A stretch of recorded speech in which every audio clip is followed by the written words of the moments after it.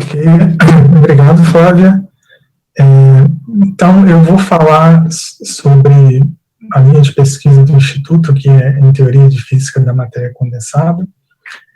A minha ideia aqui é dar uma visão geral, em nível bem introdutório, sobre quais são as motivações da área, quais são os problemas principais que a gente estuda hoje em dia.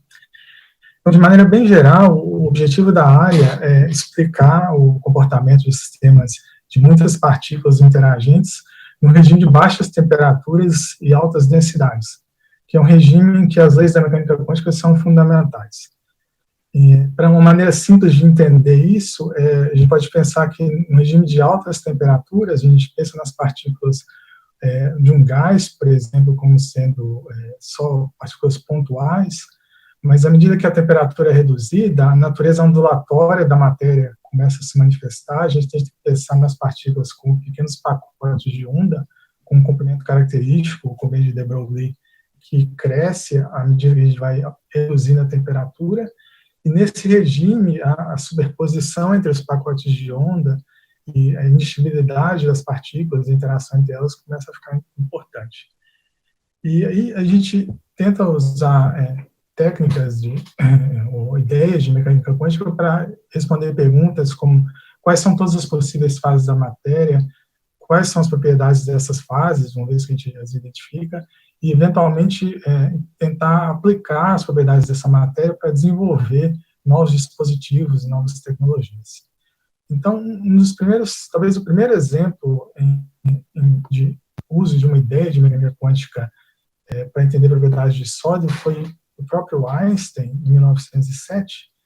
2 anos antes, no seu ano Mirabilis, o Einstein tinha usado a ideia de quantização do campo eletromagnético para explicar o efeito fotoelétrico, essa ideia de que a energia do campo eletromagnético é quantizada em pacotes de energia, que são os quanta, que a gente chama de fótons. E aí, em 1907, ele teve a ideia de que sólidos, na verdade, também suportam um certo tipo de onda, que é o som. A gente pode quantizar o som e as partículas que nascem disso são chamadas de fônons hoje em dia. E com isso ele conseguiu explicar propriedades importantes, como o calor específico do sólido em baixas temperaturas. E depois disso, as pessoas começaram a usar, com o advento da mecânica quântica, várias dessas novas ideias para explicar, por exemplo, por que alguns materiais são isolantes, enquanto outros são bons condutores de eletricidade. Aqui no canto inferior direito eu botei uma figura do transistor, a data que eu coloquei aqui em 1947 é da invenção do primeiro transistor, que aqui parece bem rudimentar, mas a ideia é que toda a tecnologia de eletrônica que a gente tem hoje em dia nasceu desse entendimento de como os elétrons se movem em semicondutores.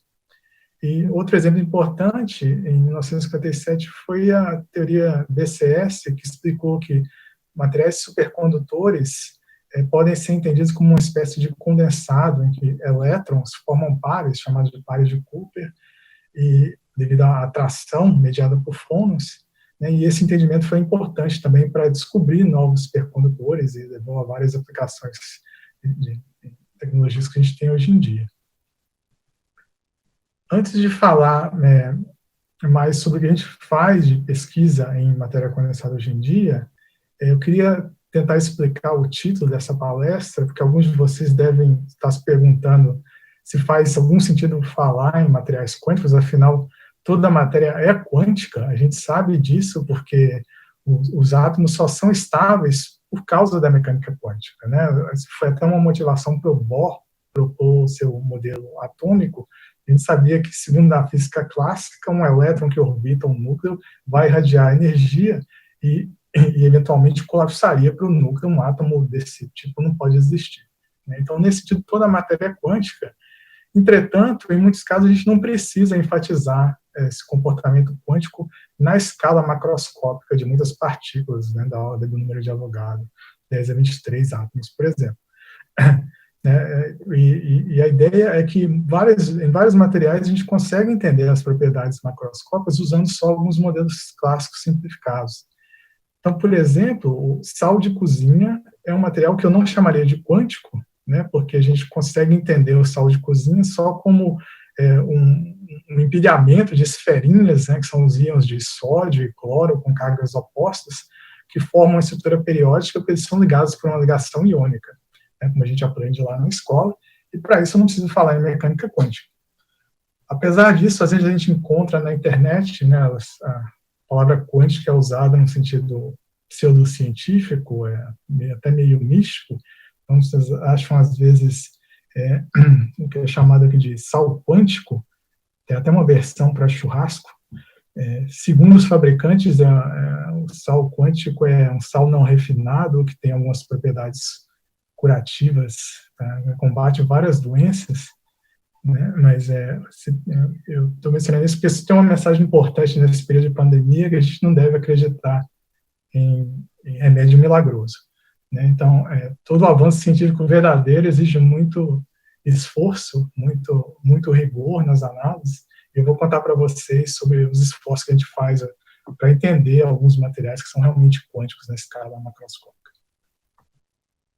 Essa expressão materiais quânticos começou a aparecer nos últimos 10 anos em alguns artigos de revisão. Então, por exemplo, nesse editorial da Nature Physics de 2016, que fala sobre a ascensão dos materiais quânticos, aparece também no título de uma conferência que está programada para o ano que vem, em 2021, que vai reunir pesquisadores do nosso instituto, junto com outros institutos que têm uma filosofia semelhante, como o TDLI em Xangai e a Nordita em Estocolmo, né, que são os diretores dos institutos. Então, o que quer dizer, né? Por que a gente começou a usar essa palavra materiais quânticos?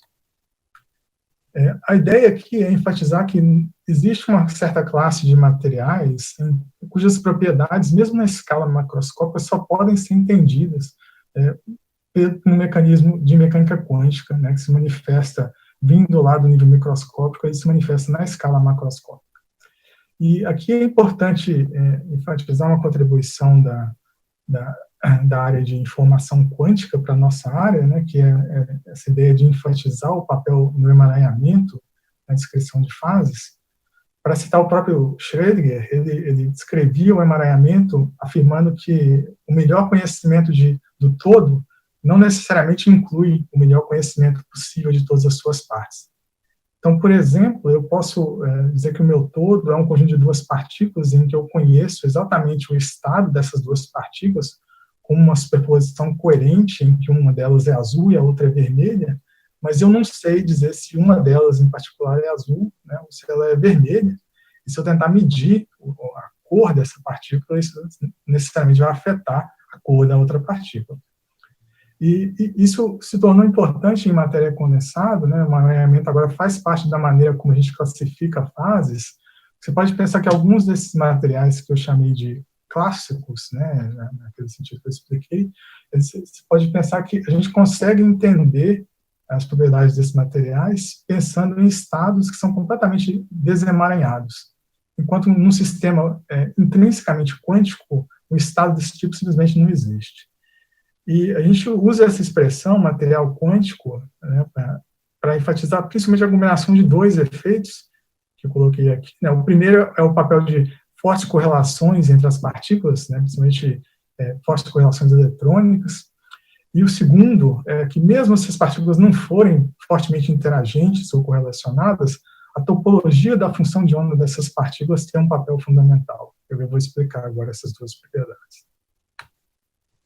Então, primeiro, a gente diz que um sistema é fortemente correlacionado se a interação entre as partículas, e em muitos casos as partículas que a gente está interessado são elétrons, não pode ser tratada como uma pequena perturbação.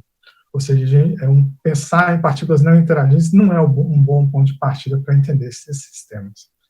E um exemplo importante aqui é o caso dos supercondutores de alta temperatura crítica, né, o nosso diretor Álvaro Ferraz é o especialista na área, mas de maneira simplificada, os supercondutores de alta temperatura crítica, os chamados cupratos, são fortemente correlacionados porque eles surgem de um certo tipo de isolante, que são chamados isolantes de Motz, que só são isolantes porque eles são fortemente interagentes. né, e aí você dopa esses isolantes de Morse, colocando outros átomos, né, para mudar a densidade eletrônica, e aí obtém esses diagramas de fase, que são medidos experimentalmente, e há décadas a gente tenta entender tudo o que acontece aqui nesse diagrama de fase. É um problema complicado. E outro ponto importante é que, num sistema fortemente correlacionado, frequentemente as excitações elementares, né, as partículas que a gente usa para entender o espectro desse sistema, não tem muito a ver com as partículas originais.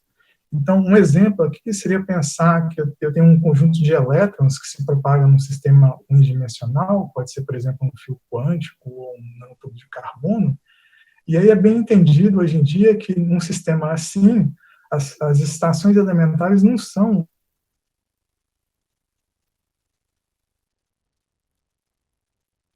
um exemplo, mas as partículas elementares, entre aspas, são partículas fracionalizadas, como a gente diz, porque elas carregam só ou o grau de liberdade de carga, esse seria o que a gente chama de Coulomb, ou o grau de liberdade de spin, né?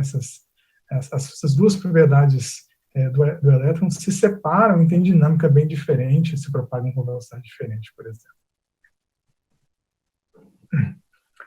E o outro aspecto importante que eu mencionei é que, mesmo se a gente não tiver uma interação muito forte, né, se ela não for fortemente correlacionado, de 15 anos para cá, desde o descobrimento de isolantes topológicos, as pessoas começaram a apreciar a importância de topologia no estudo de fase de matéria condensada, mesmo para sistemas fracamente interagentes.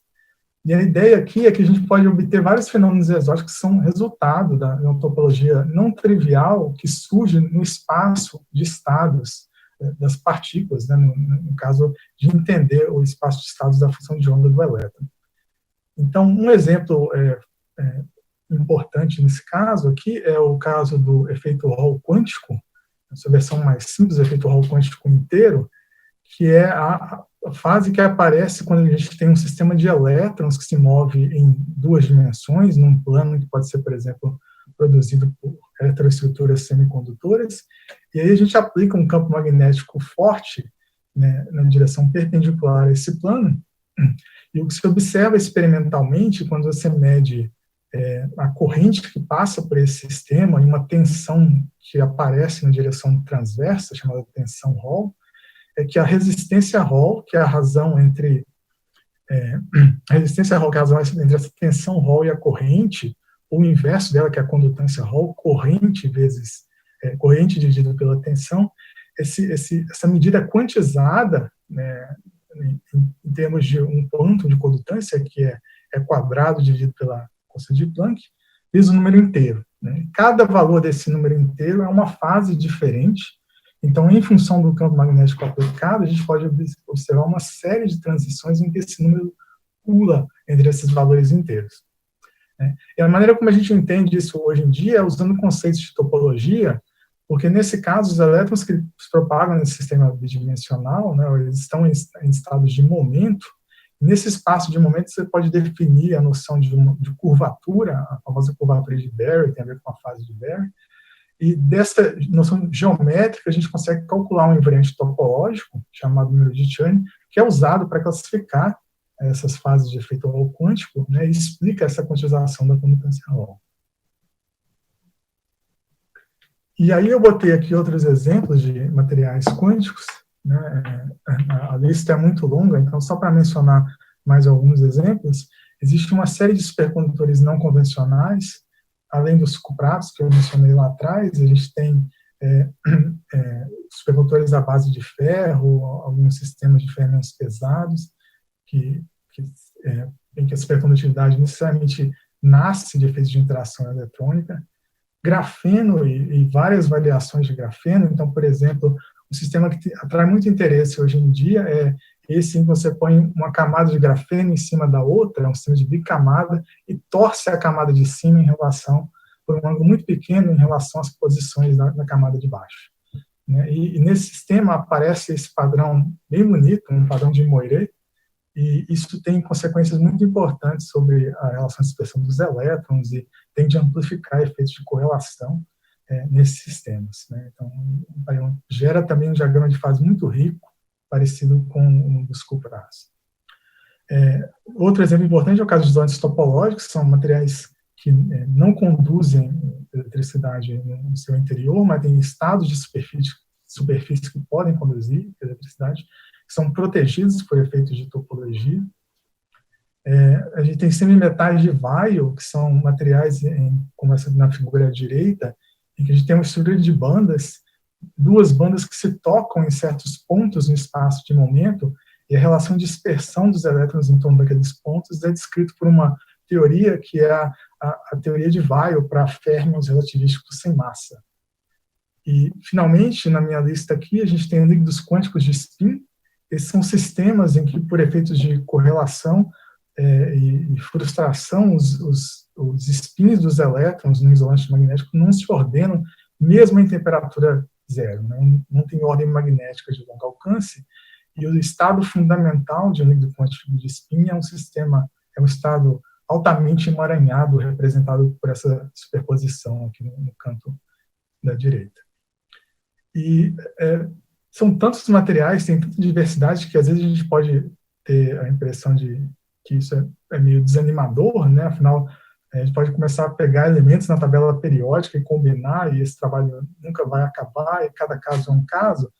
Mas eu queria enfatizar que o que a gente faz muitas vezes, principalmente no trabalho teórico que a gente desenvolve no Instituto, a ideia é procurar entender propriedades universais, que são muitas vezes independentes de detalhes microscópicos, e por isso vão se aplicar a vários materiais na mesma classe, usando alguns modelos simplificados. E é aqui que aparecem conexões com outras áreas da física. Então, por exemplo, a gente empresta muitas ideias de teoria quântica de campos, porque no fundo o que a gente está estudando é um sistema quântico com infinitos graus de liberdade, né? Então tem uma interface entre essas áreas. E eu queria dar um exemplo um pouco mais de detalhes e aí mencionar sobre o trabalho recente que a gente faz no grupo de matéria quântica do Instituto. Esse é o meu material favorito do momento, o tricloreto de rutênio. A estrutura cristalina do tricloreto de rutênio está mostrada aqui nessa figura. Então, aqui as esferas laranjas são os íons de rutênio, com carga positiva, 3+. As esferas azuis são os íons de cloro.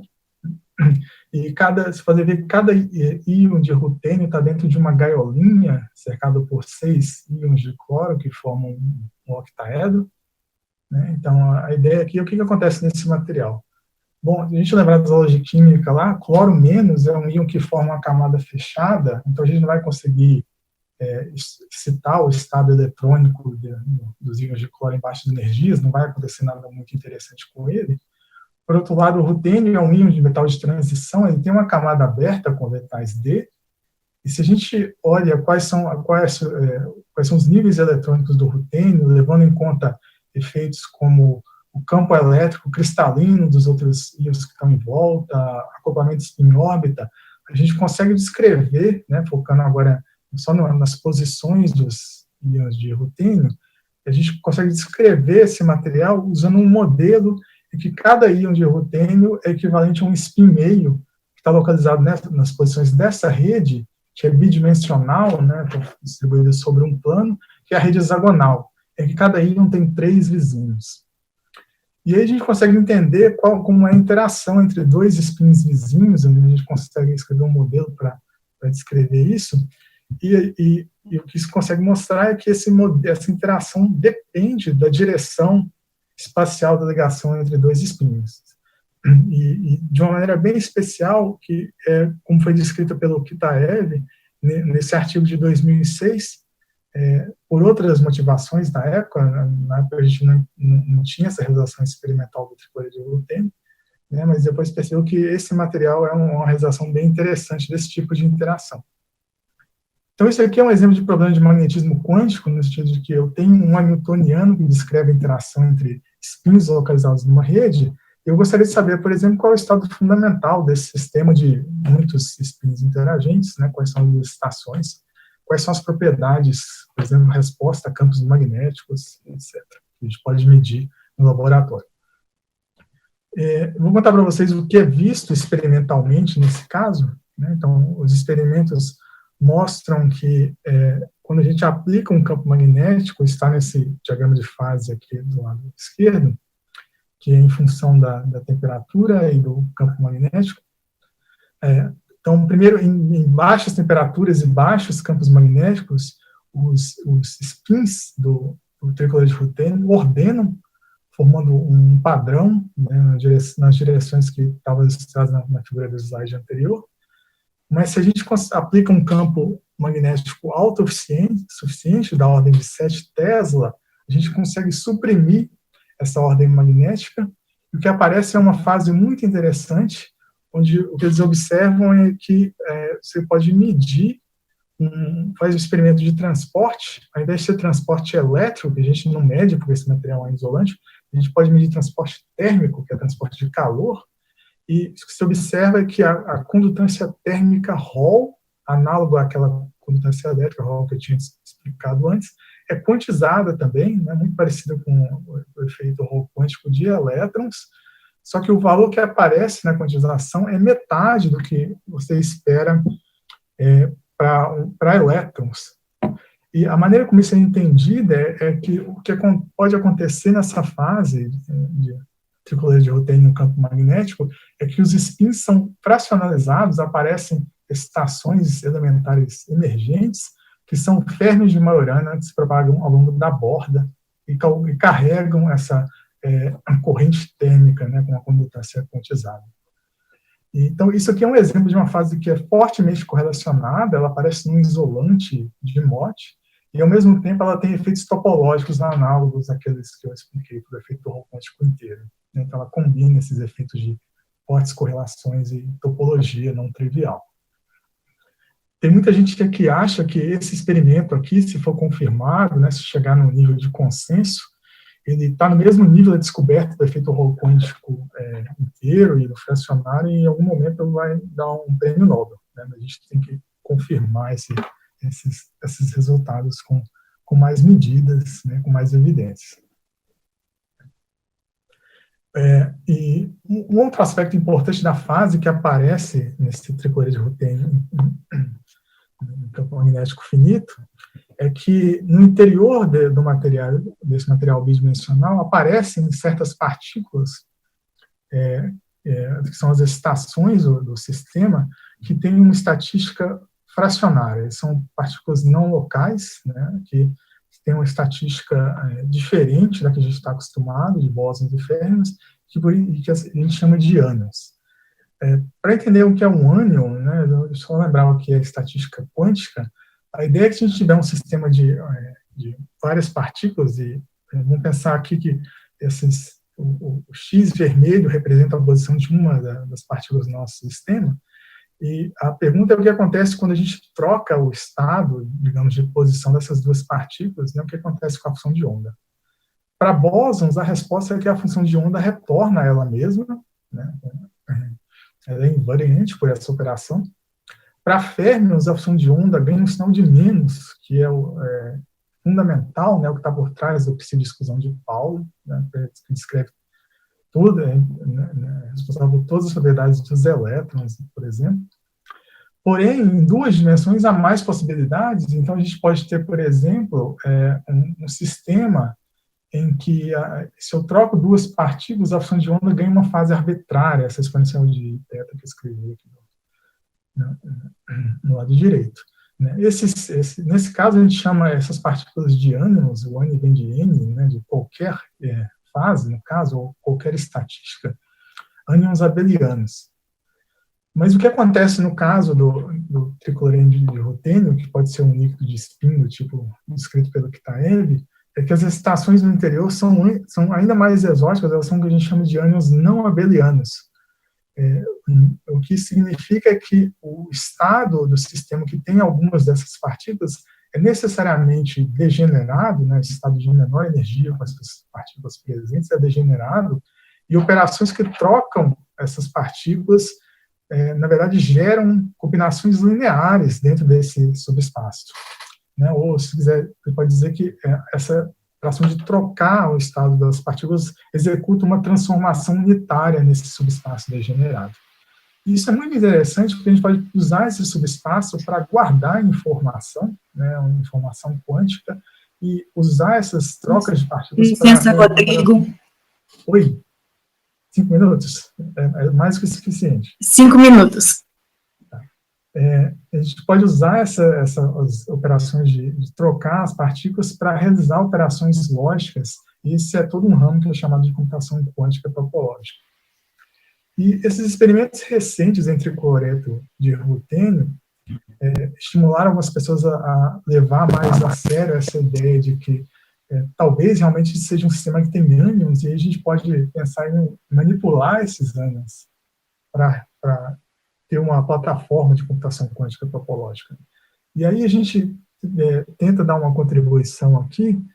Então, esse é um artigo que está em preparação, com colaboração com o Ryan Legger.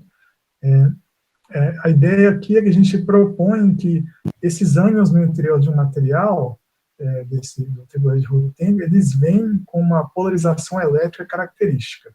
Isso pode ser meio esquisito, porque eu estou falando de um isolante, e normalmente a gente pensa que isolantes não têm resposta elétrica, mas tem que pensar que, na verdade, mesmo o vácuo pode ser polarizado, né, assim, com excitações virtuais de pares partícula-antipartícula, e a ideia aqui é muito parecida. Por efeito de flutuações quânticas, a gente pode gerar um desbalanço na carga elétrica local dentro de um isolante. E, além de ter essa polarização elétrica intrínseca, os ânions vão interagir com campos elétricos externos. Então, a gente propõe que é possível manipular esses ânions, né, colocá-los em posições específicas dentro do material, usando microscópios de varredura de tunelamento, né, onde você aplica campos elétricos locais, e, ao mesmo tempo, dá para saber se esses ânions estão lá, fazendo um experimento de espectroscopia, aplicando um campo alternado e medindo como o sistema absorve energia, como esse espectro está aqui do lado direito, e a assinatura de uma degenerescência topológica no estado fundamental aqui seria a presença desse pico, esse pequeno pico vermelho ali em baixas frequências.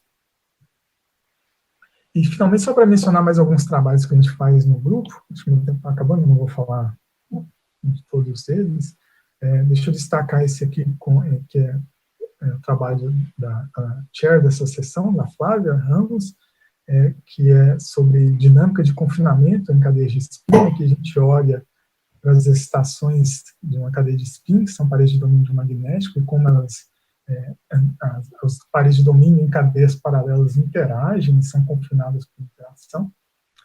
Eu não mencionei muitos detalhes, mas tem muita coisa interessante também em sistemas de átomos frios, que certamente merecem ser chamados de materiais quânticos. E a gente trabalha também com fases topológicas com semimetais de Weyl, e com supercondutividade não convencional pode aparecer em alguns desses materiais. E, por fim, eu termino aqui agradecendo ao pessoal do grupo. Essa foto foi tirada no começo do ano, então ninguém teve que furar a quarentena para tirar foto. E eu queria também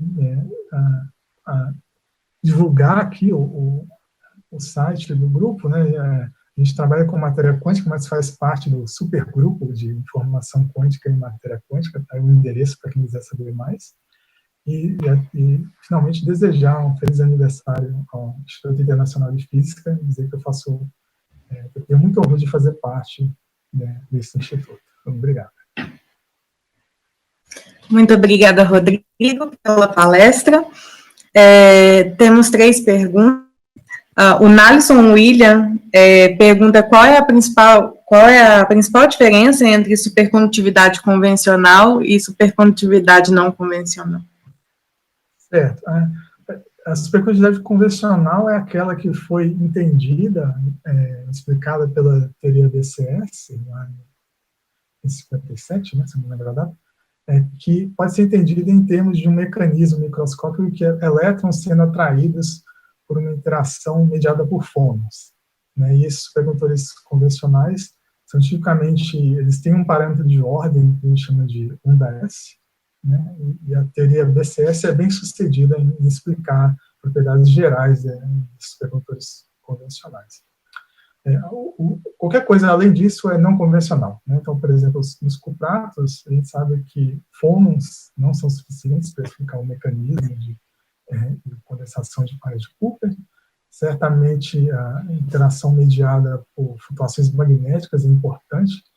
E aí aparecem outros tipos de parâmetros de ordem, né, bem diferentes dos tradutores BCS, com ondas D, por exemplo, no caso do cupratos, às vezes até coisas mais exóticas, né, tem materiais com supercondutividade que quebra espontaneamente o simetria de reversão temporal, por exemplo, ondas P, né, isso também são muito interessantes. A segunda pergunta é do Luan Martins Veríssimo.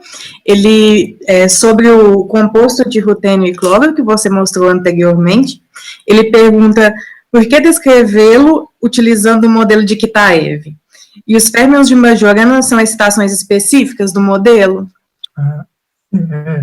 Então, primeiro a gente tem que mostrar que nesse material as interações de Kitaev realmente aparecem naturalmente e elas são as mais importantes, né? E isso foi mostrado por um trabalho muito importante de Jacques Cadouro, em 2008, eu acho, 2009, né, que se tem que considerar os processos virtuais em que o elétron visita um sítio vizinho, né, de volta, e com a interação de troca que aparece disso, e a gente mostra que realmente a interação de Kitaev é a dominante. Ela não é a única, né, tem outros tipos de interação de troca que aparecem no modelo realista para esse material, e essas outras interações são importantes para entender, por exemplo, por que o material ordena magneticamente na ausência do campo magnético, né? Mas numa visão simplificada, se fosse só a interação de Kitaev, a gente sabe a solução exata do modelo, né? Esse é um aspecto interessante do modelo que Kitaev propôs, e a gente sabe que as excitações naturais, lá, os estados exatos, são construídos em termos de férmions de Majorana, e mais do que isso, na verdade, a teoria efetiva é uma teoria de gauge, né? É um exemplo interessante também de conexões com física de altas energias, e os vórtices dessa teoria de gauge são os que aprisionam os modos zero Majorana, que são os ânions não abelianos que eu estava me referindo antes. Tá. Ainda sobre o mesmo material, o Daniel pergunta se tem uma forma de considerar, além das flutuações quânticas, as flutuações térmicas também, e se sim, se não, por quê? Sim, também é importante, né? Sempre é importante considerar flutuações térmicas, porque os experimentos são feitos em temperatura finita, e, por exemplo, as pessoas já estudaram muito propriedades termodinâmicas do líquido espinho de Kitaev, né? E há, por exemplo, assinaturas desses vórtices que eu mencionei na medida do calor específico, né? Então, isso é uma coisa que as pessoas têm procurado entender também, efeitos de flutuações térmicas. E eu esqueci o final da pergunta, tinha mais uma parte? Não, ele pergunta se não é possível incluir, é por quê? Mas você fala que sim. É possível, é um pouco mais difícil, né, porque a gente tem que considerar uma população térmica dessas estações, mas, de novo, pelo fato de modelo ser solúvel, a gente consegue fazer muita coisa exatamente, né, com técnicas numéricas acessíveis. E a última pergunta do Fábio Gomes, ele pergunta qual é a ordem de grandeza do campo elétrico na interação com os ânions? Esse campo elétrico é limitado certamente pelo fato de a gente quer ficar dentro da fase isolante. Então, a escala de energia aqui é a escala de energia da repulsão, o Wood-Hubbard, que é da ordem de 3 eletronvolts, se não me engano, então a gente quer ficar abaixo dessa escala de energia, né? Então, essa seria a tensão da ordem de alguns volts, é o que a gente quer aplicar para armazenar esses ânions, né? Isso é acessível, é possível com experimentos de microscopia de varredura de tunelamento. A escala do campo elétrico que é produzido intrinsecamente pelos ânions, né, que eles mesmos produzem, é bem menor. Aqui o potencial na vizinhança do ânion, né, das separações da ordem de um ânion, o potencial é da ordem de milivolts, que ainda está dentro de escalas de possível detecção.